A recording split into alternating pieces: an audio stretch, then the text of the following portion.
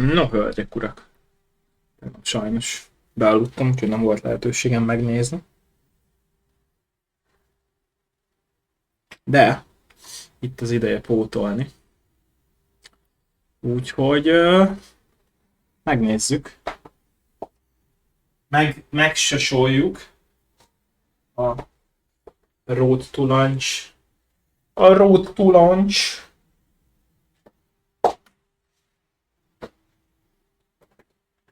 Eventet. Yo, Nana, what's up? Good to see you, my friend. Good to see you. How are you doing? Okay, the Blood of Dawnwalker Road to Launch event. Let's go. Let's go. Oh shit, I clicked on the wrong thing. I'm good, Nana, I'm good. 18. Just woke up not long ago. I want you to watch.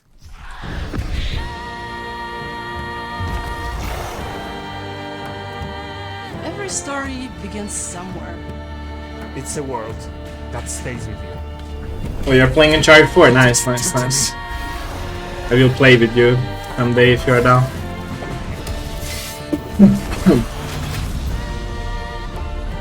Let's go. Let's go. We'll add some more voice to this. Hi everyone and welcome to the Blood of Dawnwalker's most important stream to date. My name is Dominika and I'm the community lead here at Rebel Wolves, and I'm joined by my wonderful co-host, a streamer, YouTuber and content creator, Lionheart. Thank you so much, Dominika, and hello everybody. It is so nice to be back here at the Rebel Wolves studio, especially as we have so many amazing things to share with everyone today. Oh, we do have... Okay, let me just fix this. Why it's so big?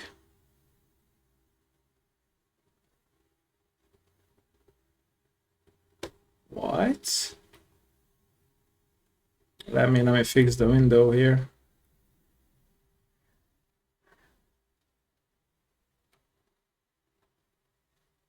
Okay.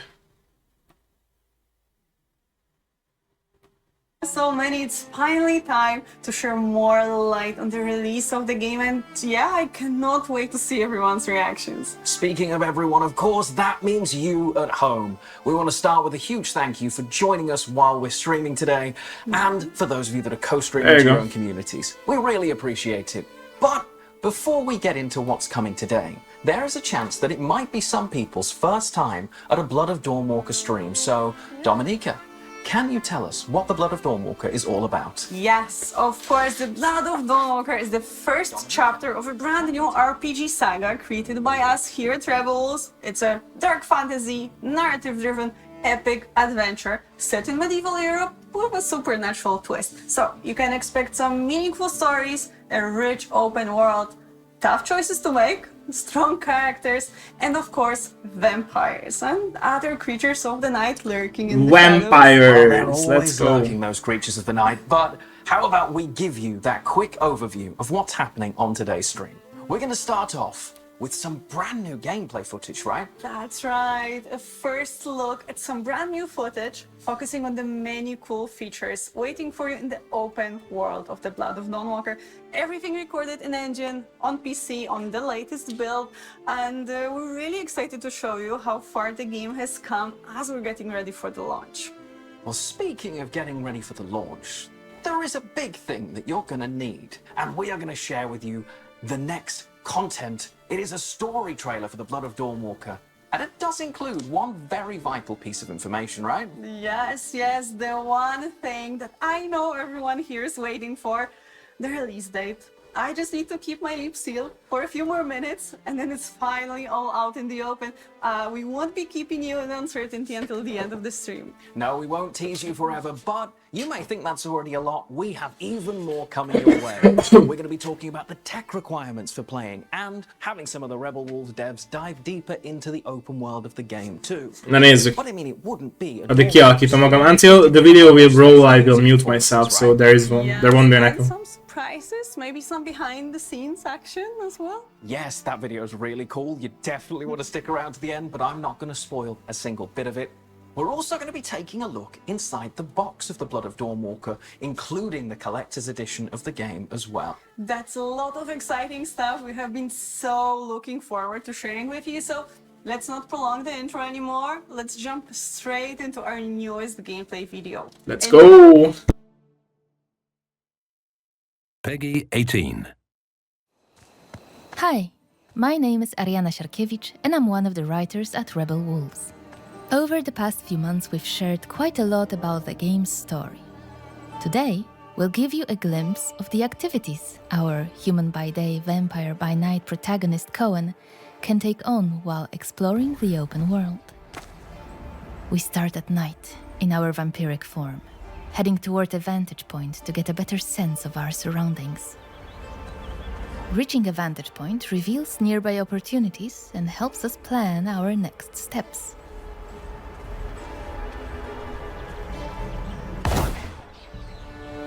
Just gorgeous. Few brave these woods. Folks say they're chock full of monsters. Village of Malagir. Codrin's family's land. Malagir Monastery. Its best days are long behind it. I don't think I'll find anything else here. Let's open them up and check nearby points of interest. Some are tied to Brensis's officers. More on them shortly. Others to hidden mysteries, haunted sites, and shrines used for fast travel, which can also serve as quest objectives. Let's mark one and head there.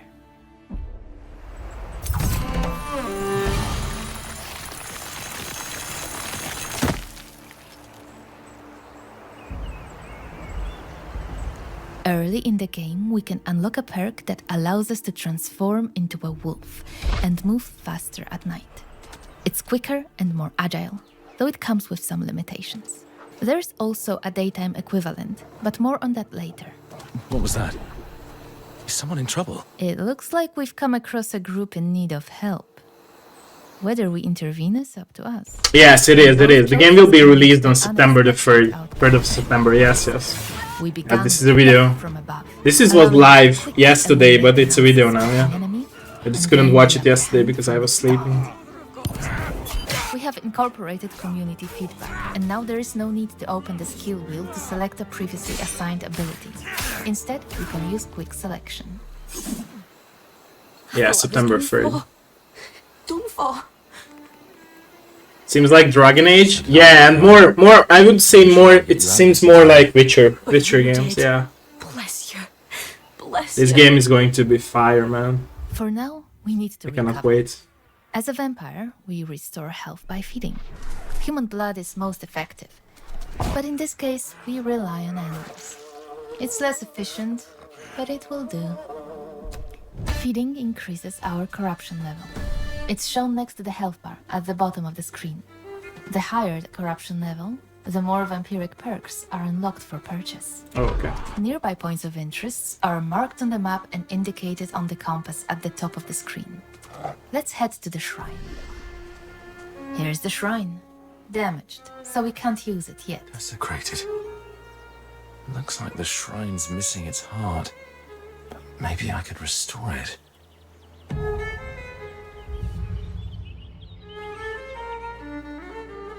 The tracks, they're fresh. There's a trail nearby. Let's follow it.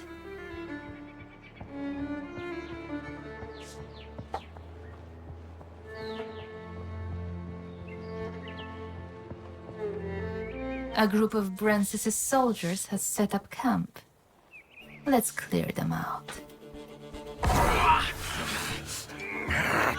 Voracious Bite allows us to drink blood from an unsuspecting enemy and gain the upper hand at the beginning of combat. But we're not able to drain this enemy fully as his comrades quickly come to his aid.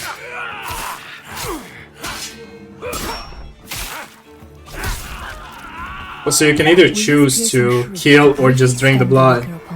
Giving us an opportunity to take on his commander. When an enemy blocks and interrupts our attack chain, we can use charge to prevent a counterattack.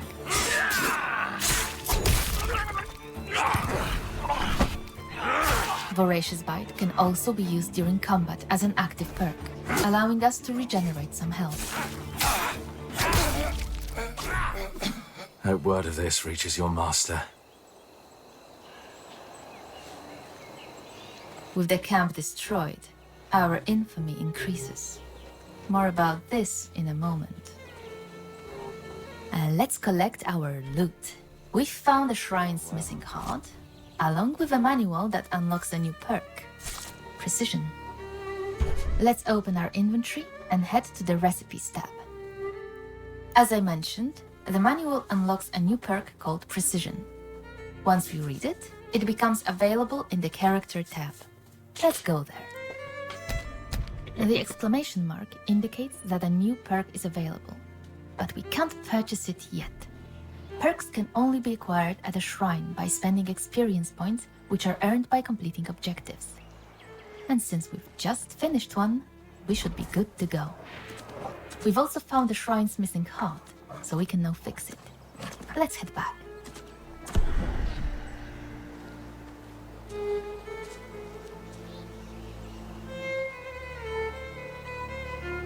You're welcome. With the heart restored, the shrine is rebuilt. We can now use it. Let's start with the perks menu. In the Swordmaster abilities, we find Precision, now available for purchase. As you can see, it costs both experience points and a time segment, indicated by the hourglass icon. Let's learn it. Now let's take a look at the Vrakiri perks. With our corruption level increased and another experience point available, we can unlock new abilities, again marked with an exclamation point. The corruption level required to purchase a perk is indicated in the tooltip on the right side of the screen. Let's purchase one.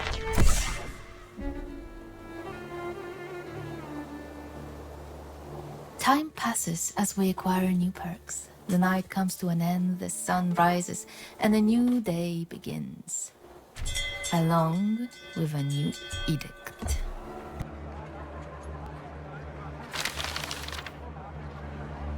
Edicts are tied to the infamy system we mentioned earlier. Several have already been proclaimed since the start of our journey. The higher our infamy, the harsher the edicts, and the more challenging the world becomes. It's a sign that Brensis is vigilant and reacts to our actions in Vale Sangora. Infamy reflects how much we disrupt the operations of Brensis's followers. Let's take a closer look at one of his officers, Ambrose. In the right corner of the screen, we can see his level of aggression towards us. When it reaches its peak, a new questline is unlocked, influencing the story and shaping our future confrontation with Brensis. Ó, kicsit olyan, mint a Mafia 3-ban. Ott volt hasonló egyébként, hogy elő tudtad hozni a csatlósait a főgonoszoknak, fő maffia vezéreknek. Kell egy küldetést csináltál meg, és felcseszed az agyukat.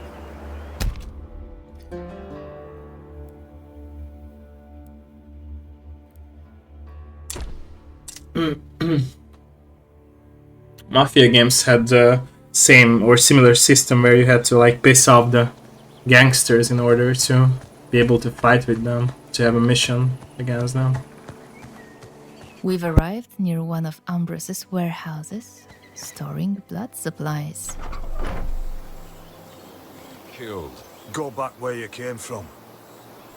I don't... Time to restore the order.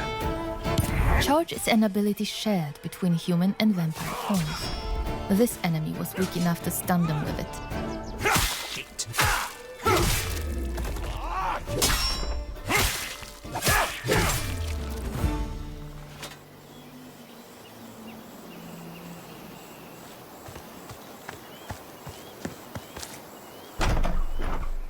The Vrakiri store blood in places like this. Ambrose is responsible for keeping it safe. Oh, but we're not going to make his job any easier. Another group of soldiers stands in our way.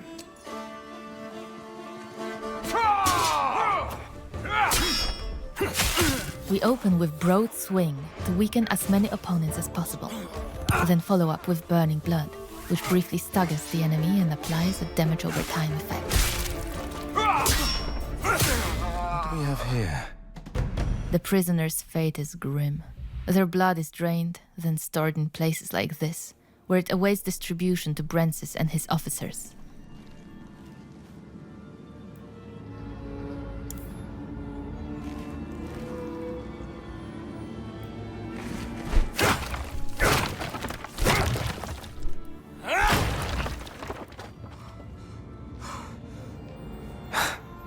Feels nice.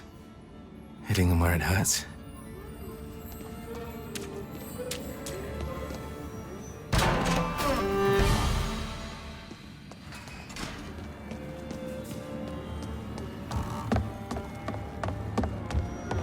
With the supplies destroyed, our infamy rises again.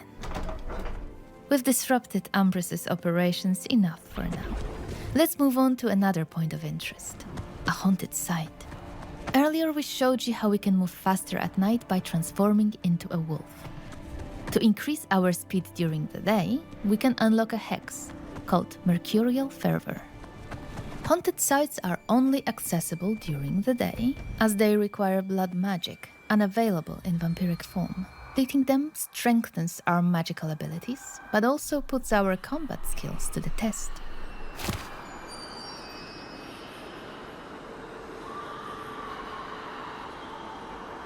The spirits here are restless. Perhaps I could help them somehow.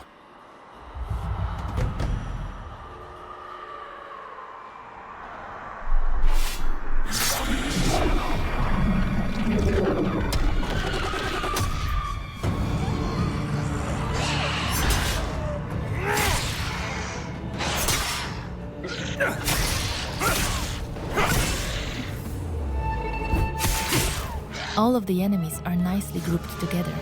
It's a perfect opportunity to use Ravenous Flock, a perk that damages opponents in an area twice. First on activation, and then in the follow-up attack.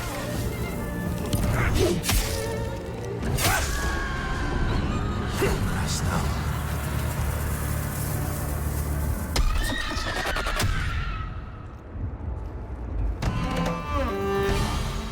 The enemies are defeated, so let's collect our loot. These haunted sites may reward us with ancient texts, allowing Cohen to become an even more powerful wielder of magic.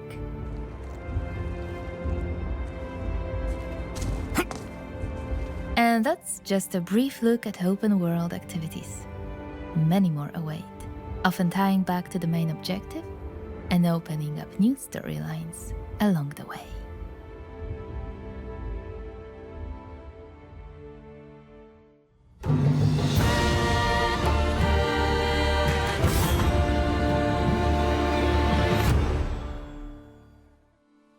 Welcome back, everybody, and I am so excited that you finally got to see more of the game's open world.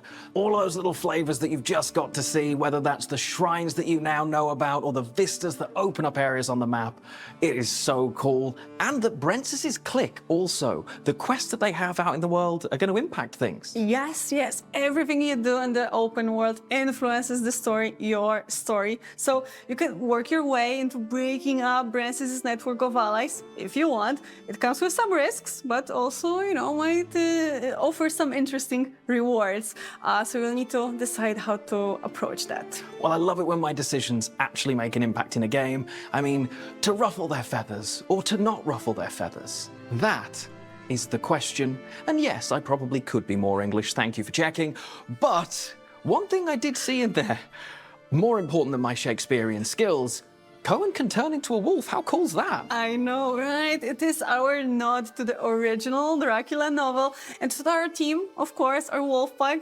That makes sense. I mean, I now understand why there isn't a horse, and it's great to see a nod to the wolf pack as well, but it isn't the only ability we just got a glimpse of. We saw different vampiric and magical abilities that players can use as well. Yeah, many of them can be discovered by exploring hidden, mysterious places, finding forgotten books. You can uncover the lost past, learn its secrets, and use those secrets to your advantage. I really love that the system isn't linear when you're learning skills. It isn't just get experience, get skill point. I'm going to be rewarded for exploring the world. That feels so cool. I can't wait to go all over Vale Sangora and try and find every single one of them. Well, I know you will be doing that, I know. And it is fun, trust me. Anyway, I think it is time for the most important part of today's stream, the Blood of Dawnwalker story trailer. See you on the other side. Peggy 18.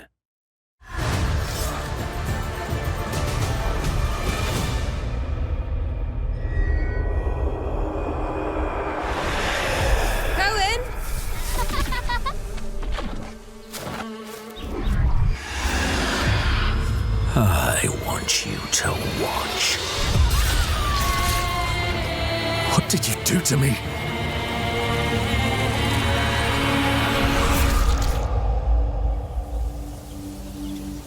Where are they? Where are my family? Jesus. The coronation. It's in 30 days. So Princess wants to be a prince now. And mark the occasion with my family's blood. Brentsis will rip you to shreds.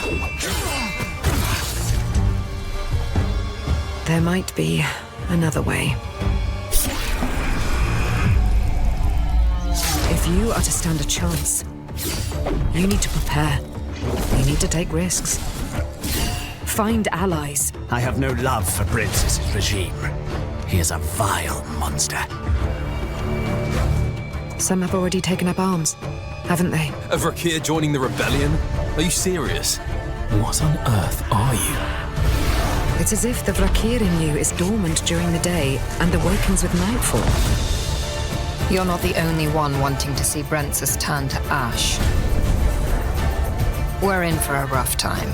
Follow me and do your best to survive. It's easy to go a step too far. Go down a path you can't turn back from.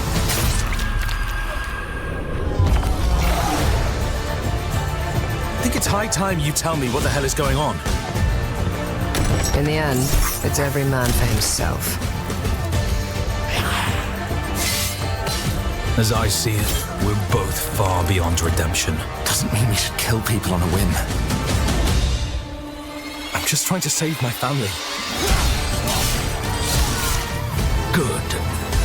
Bad. Fairy tales. People tell themselves to preserve their sanity.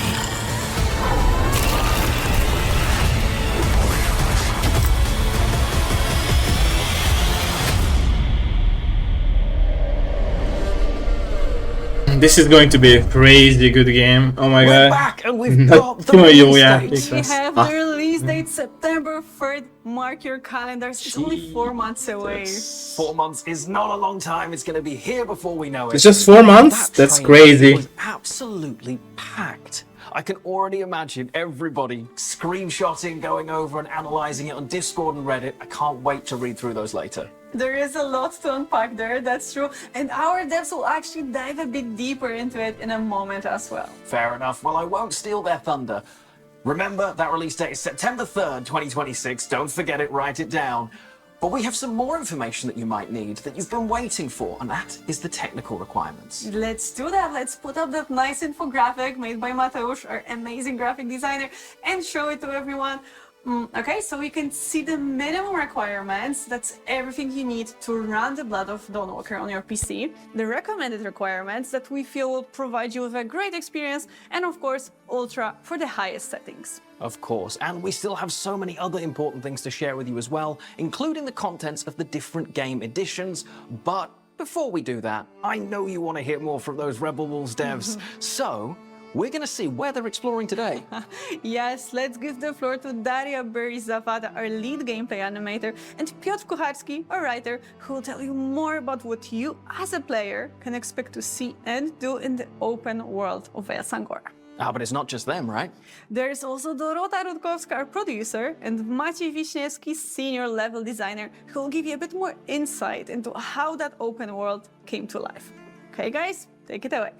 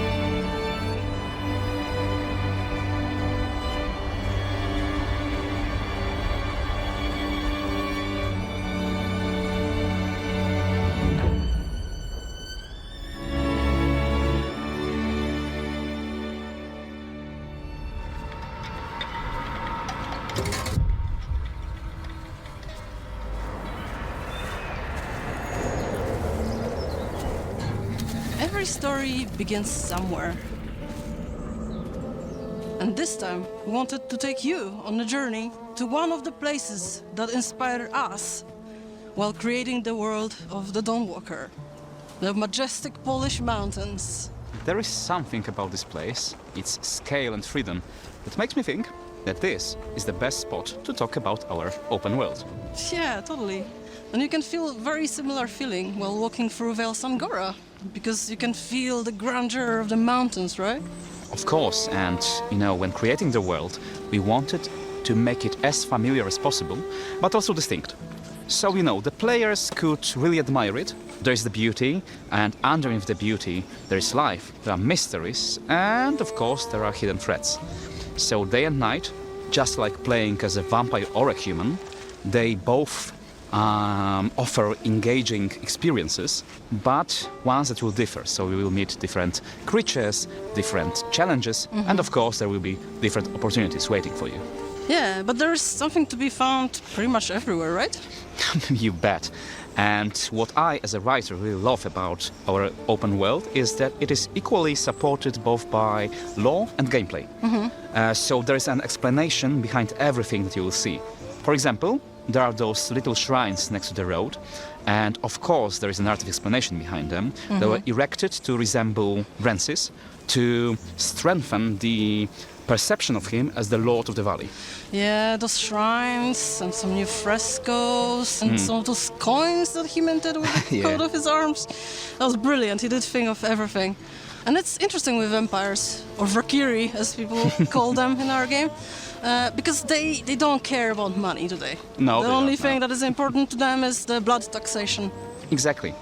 On one hand, they are monsters. They demand blood. They overtook the valley by force. Yeah. They reshaped religion so it suits their needs. On the other hand, if you look closely, you can say that their rule doesn't really differ much from what the mortal lords before them were doing, before the Valkyrie took over. Yeah, it is really interesting because like vampires, they think of themselves as superior beings. Like humans are just like animals to them. They're like herd. But it's also interesting that if you have a herd, you need to take care of it. So if they want humans to be used properly, they want them healthy, they want them strong, so they need to take care of them, right? Yeah, it is a very interesting aspect of our open world. Vampires give blood to humans as well. So the inhabitants of the valley, they are healthier. Their children are both stronger. And on the other hand, it raises the question about the morality of this world. To what extent are the monsters really monsters? And to what extent they just introduced a new, different system of ruling. Yeah, exactly, yeah. And those moral ambiguities were really important to us when we were creating this story.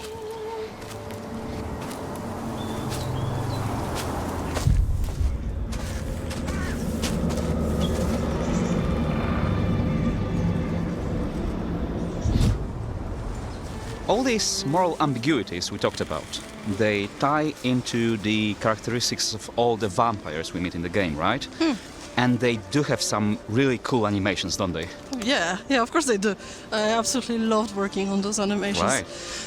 You know, we actually used one of the former UFC champions because we were looking for an actor who would be perfect for Bakir, the big guy, the big boss, who is so big, but he's also agile and quick. So, you know, this guy was perfect. And, you know, he's also a gamer, so he was just a perfect match. Right. He understood the character, and he also understood the gameplay. Yeah, I mean, it's really awesome when those things work together when creating the game. And it's not only about those special abilities, but also about combos, finishes, and everything that makes combat look really dynamic. And it's especially important when it comes to Cohen and his, you know, dual nature. Oh yeah, of course. Cohen was the most important character in the game, obviously, so we wanted to make him amazing, right? Yeah. And he was a challenge. You know, he is at the beginning of his story, and he is just learning everything. He's not a sword master, or he is also not a seasoned vampire.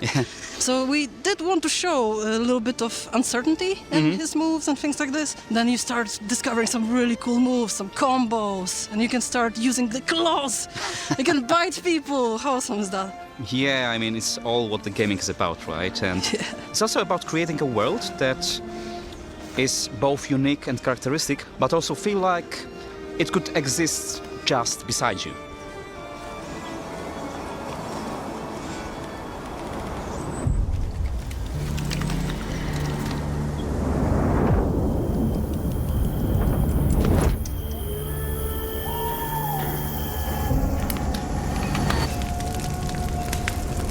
When we're creating that world of our game, we really wanted to make it feel alive and interesting by adding a lot of detail. So when you go through the village, you might see a lot of people just sitting in front of their houses and doing some jobs and work. And us animators, we always like to add a little bit of something in there to make it more interesting. So sometimes you might see things like a guy hammering something and he'll accidentally hit his fingers or something. I think it's cool. Yeah, I mean, those details work really nicely with the environmental storytelling. Yeah. And, you know, when the players explore the valley, they will find things like letters, like notes, and other traces of things that transpired in the area before Cohen makes his appearance. Yeah. We invite our players to look into every nook and cranny of the map, because they will certainly find things like, you know, some small stories, items, or notes left by people who once lived there. Yeah, there are those echoes of the past pretty much everywhere in the world. Sure. It's awesome. And I think that the world also reacts to Cohen, reacts to the player. Sometimes just walking through the world, you might see people being captured by vampires and some prisoners going around, and you can attack the vampires and free those prisoners. I think that's awesome, and those actions will have consequences. I totally agree. I mean, it's all about, you know, choices and consequences, right? Yeah. The simplest example of that would be if a player kills a blacksmith in a village. So the forge, of course, becomes closed, and Cohen has to take his business elsewhere, right? Yeah, it's like imitating the real world, where all the things that you do will have consequences. Yep, and, you know, both Cohen and our players will soon find out that Bale Sangora is beautiful, but it can also be quite unforgiving. Yeah, I think this is what I like the most in our game, that there's this great contrast. Like, on one hand, you have this amazing, beautiful, serene world, and on the other hand, there's this really strong, tough story. There are tough decisions and dark themes, and I think this is just beautiful. Yeah.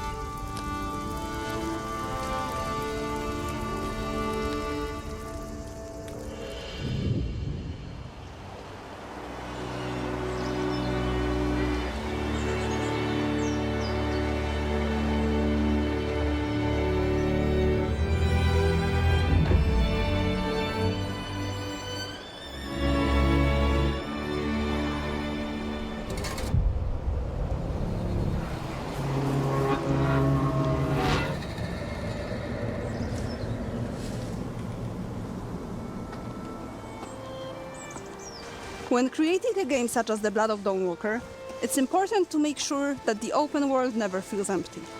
Every area, every village, every forest should feel like it has life, purpose, and something to discover, right?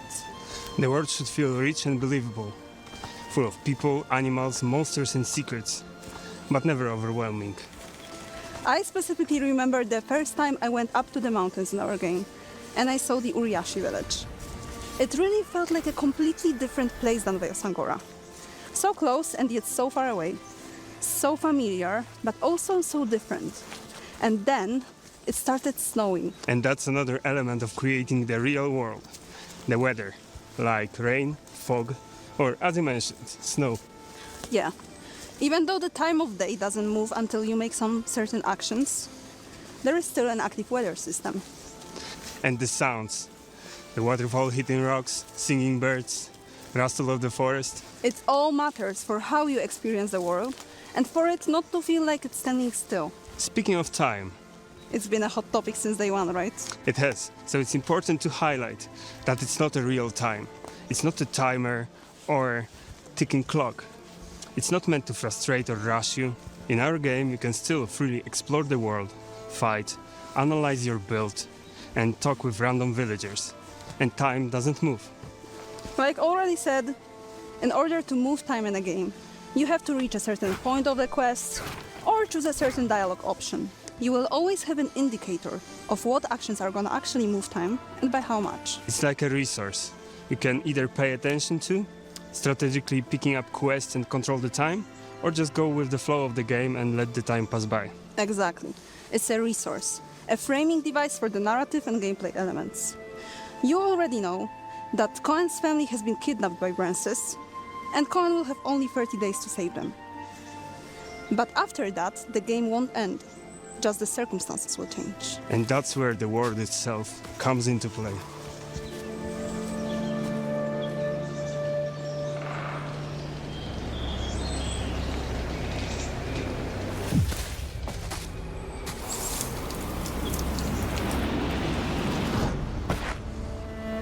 We talked about the weather effects and look at all that snow.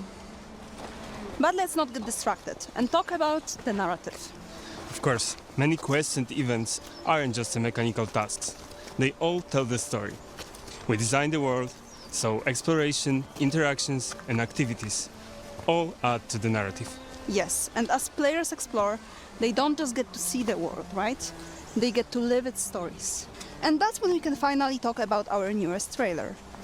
It's largely built from these cinematic moments that highlight key story beats and the emotions we want players to feel. It reveals bonds and conflicts with our allies, betrayals, sorrow, romances, and all the hard decisions affecting Cohen and his family. I do think they play a lot with our emotions, don't they? And that's what we are striving for, right? This trailer is really unique because this time it's not only about Cohen. We get to meet his family, potential allies, and other secondary characters for the very first time. And we learn some about their motivations and agendas. We meet Cohen's family in idyllic, happy scenes. Cohen's love for them is clear, and each member of the family is unique. Lunka, the younger sister, whom he protects, Mirto, the younger brother, still learning about the world, and Janna, older sister. But there is hidden darkness lurking beneath. Oh yes. Poverty, illness, and other heavy emotions emerge. Esme, mother of Cohen, is struggling from trauma and fear of the vampires. There is also Pieter, who's Cohen's father, basically tries really hard to keep this family together. But he also sometimes feels really helpless. It can't be easy for Cohen.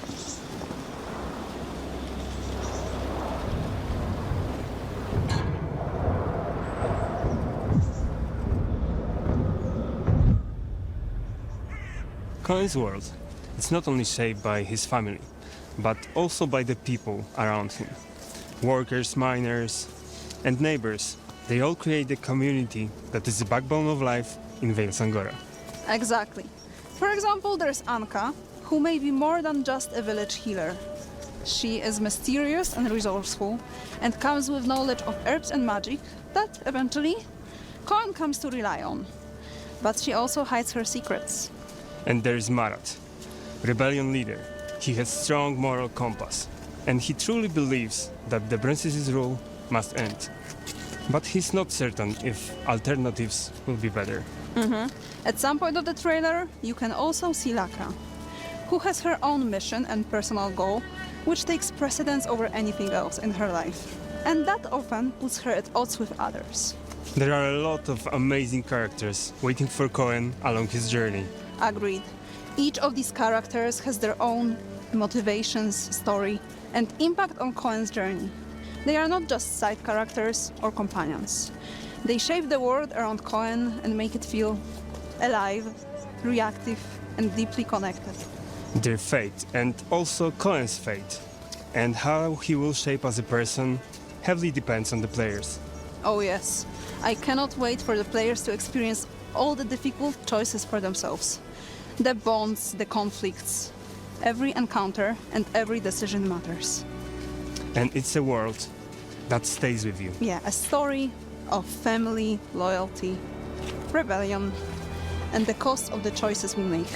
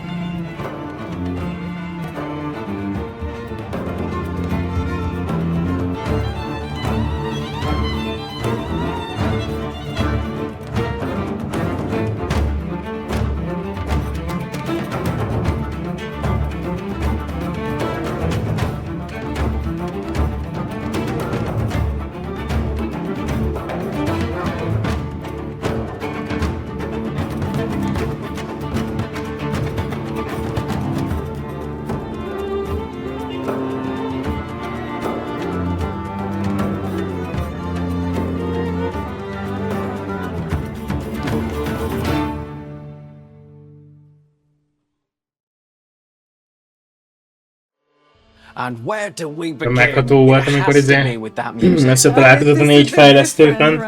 Megcsináltak ezt so much energy in that track. Wow. And a load of cool insights as well. We learned a couple of different character names. They've been revealed. We know Mirto, Anka, Lakra, and now Marat too. Yes, the most vigilant of you might already know some of these names. I teased them on our Reddit and Discord. Like Cohen's siblings, Mirto, Yanna, and Lunka, of course. Everyone knows Lunka. Anka and Lakra from our January teaser. And yes, Marat is the new one. He's the leader of the rebellion, and you could notice him in the trailer too. Yeah, I saw him in the trailer, but I saw a few other characters as well that I don't think I recognized. No, but you will not know more about them because I cannot share too much to not spoil anything. You'll need to meet the others in the game in September the 3rd. September the 3rd, okay, got it. I'll wait till then.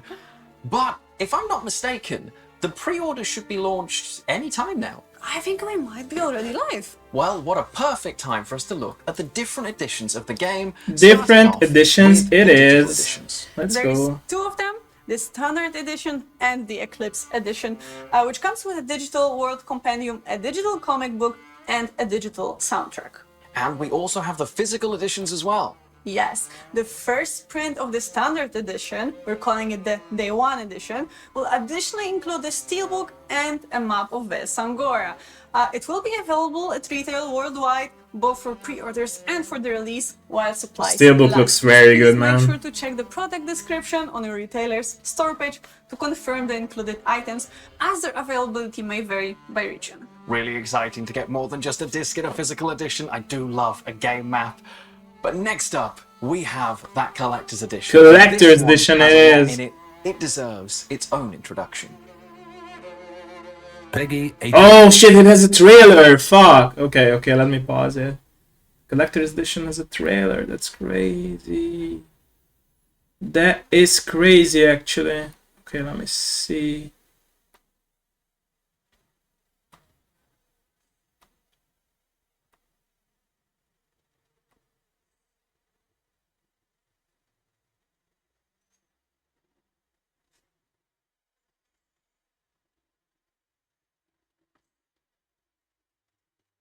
Okay. Okay, let's see. Oh, the box is looking nice.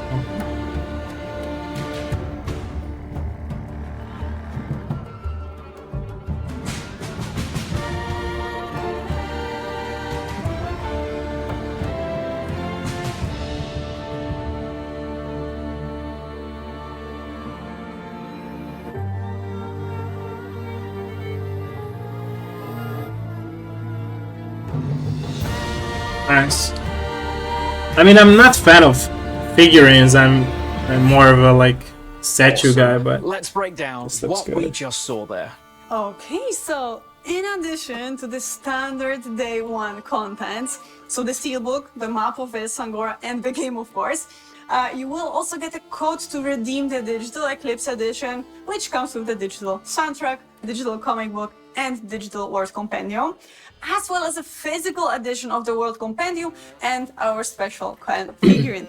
All of it packed in an amazing box that you can see on the screen. It will be available in the Bandai Namco stores. Wait. Did I hear this right? You will also get a code to redeem. Okay, so in addition to the standard Day 1 contents, so the steelbook, the map of Ves Sangora, and the game, of course, you will also get a code to redeem the digital Eclipse edition, which comes with the digital soundtrack, digital comic book, and digital World Compendium, as well as a physical edition of the World Compendium and our special coin figure. Oh, okay, so you get everything digital and box that you can see on the screen. That's nice. It will be available in the Bandai Namco stores and selected retailers.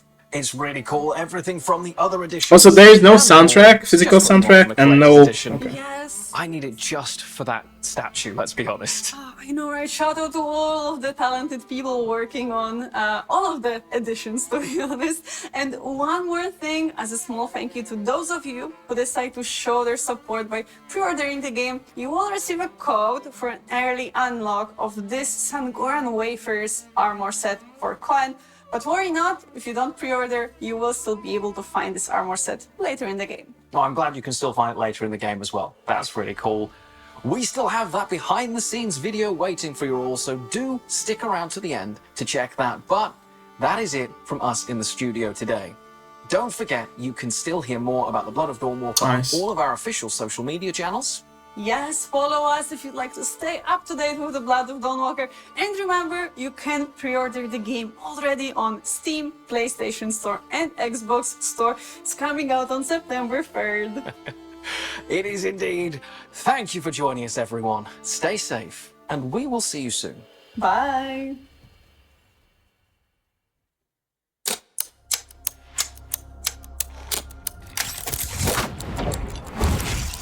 My name is Maciej Kwiatkowski, and I'm a motion capture performer,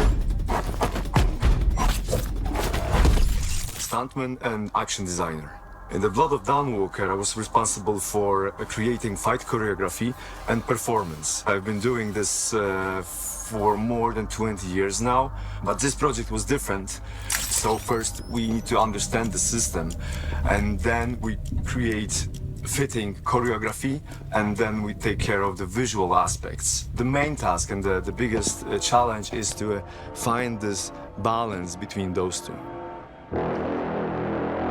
My name is Jan Bohovic. I'm MMA fighter, professional fighter.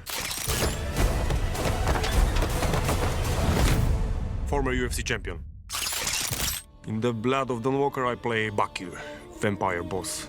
Why I decide to be part of this project? Because I am a gamer. I love games. New adventure for me, new experience, so my dreams come true. And that was like easy decision for me. When I hear about this game, I was excited about the story, what's gonna happen, about the hero, about the gameplay, you know, everything that's gonna be something new. Working with Maciek, you know, he's one of the best in the world. He tell me what to do, how to do it. Very nice. I can work with people like him every day.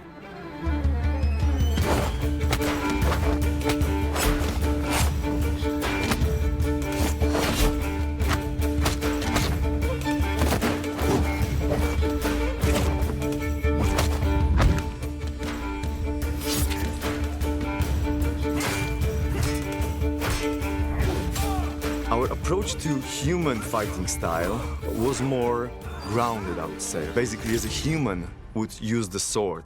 So when the night comes and Cohen turns into a vampire, we can introduce his superhuman strength, his superhuman speed. It all is visible in his fighting style.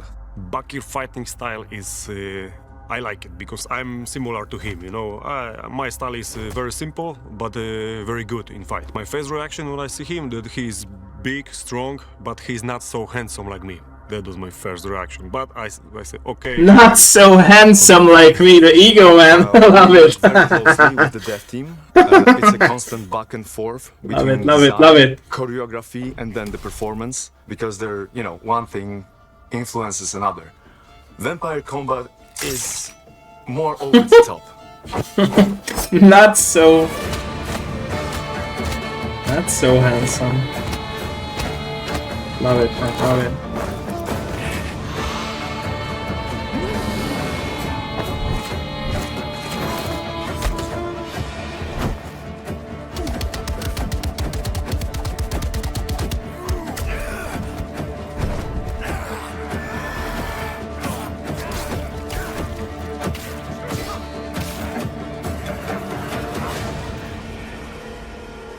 I would say I enjoyed the most overcoming the obstacles, so overcoming the challenges. This project was particularly challenging because of the combat system, and we wanted to find this perfect balance between immersive and responsive combat and visually engaging moves. But once we did it, we were absolutely blown away by the effect. I don't think that I use any Bakir moves. He used mine. People gonna like him and fear him, and I hope so that I'm gonna kill every player, even, you know, minimum 5 times. I just can't wait to see players' reactions, but I'm pretty sure they will love it. They're gonna have, you know, amazing adventure to play this game.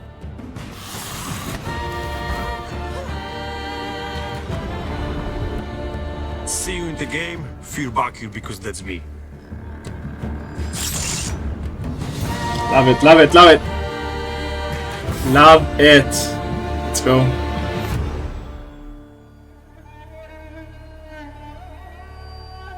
Okay, let's roll the credits. Still have 3 minutes. 3 minutes of credits.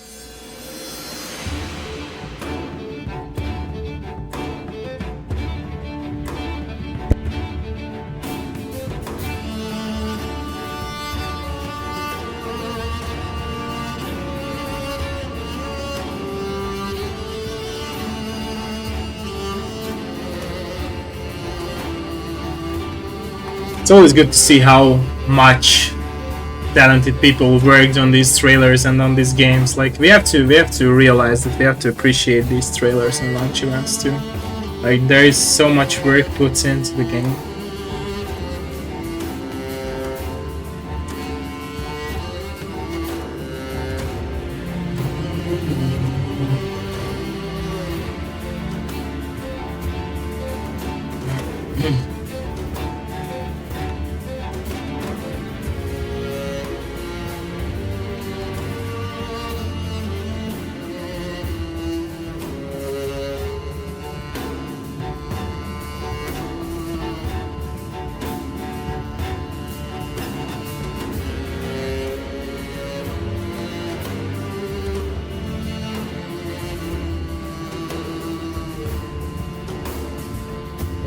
Okay.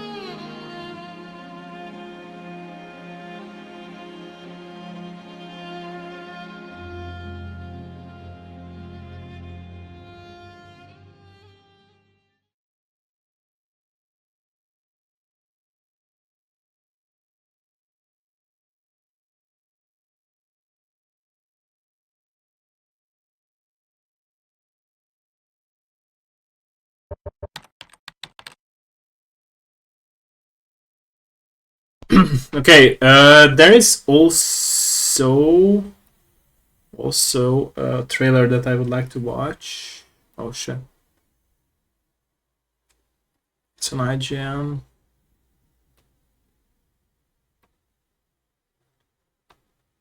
This one. Esti kaja, KFC. 1+1 ajánlatban, a Foodórán. Legjobb progi, a családoddal.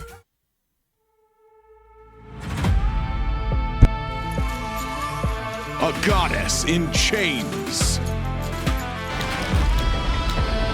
A horde of evil monsters.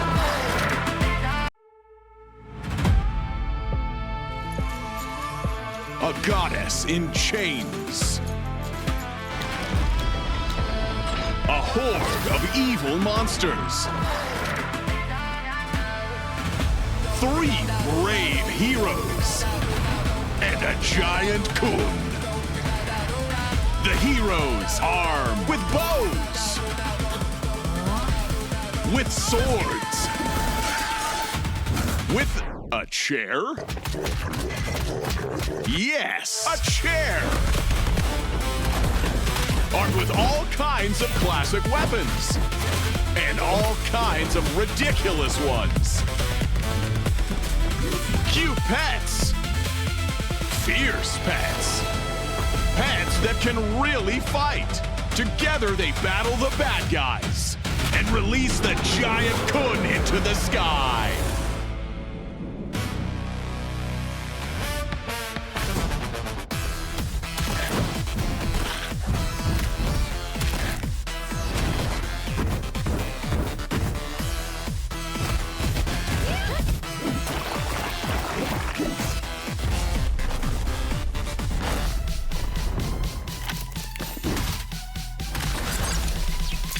This is just such a funny game.